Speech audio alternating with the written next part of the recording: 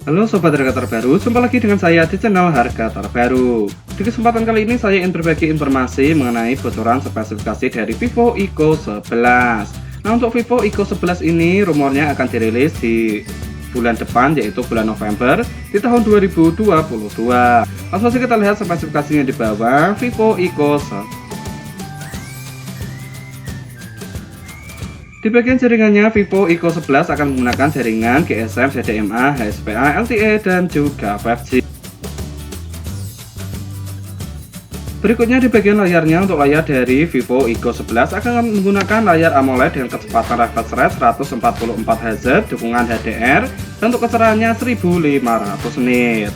Berukuran 6,78 inci, di bagian resolusinya memiliki resolusi 1440 x 3120 pixel dengan rasio 19,5:9.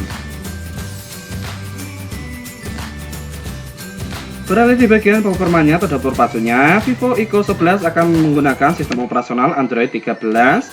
Di bagian prosesornya menggunakan Qualcomm Snapdragon 8 Gen 2 fabrikasi 4nm.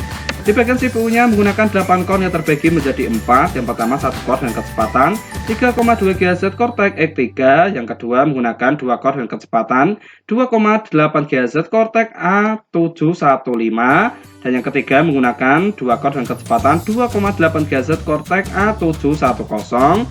Yang terakhir menggunakan 3 core dengan kecepatan 2,0 GHz Cortex A510. Dan di bagian pola grafiknya, Vivo Eco 11 akan mengandalkan GPU Adreno 740.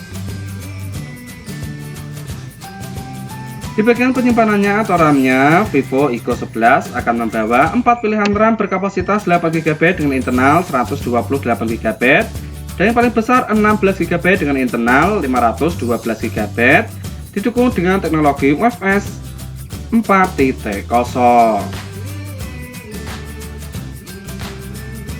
Berikutnya di bagian sektor fotografinya, Vivo Eco 11 membawa 3 lensa kamera di bagian belakang berkonfigurasi 50MP sebagai lensa utama, 12MP sebagai lensa telefoto optimal zoom 2 kali optimal zoom, dan yang terakhir 13MP sebagai lensa ultrawide.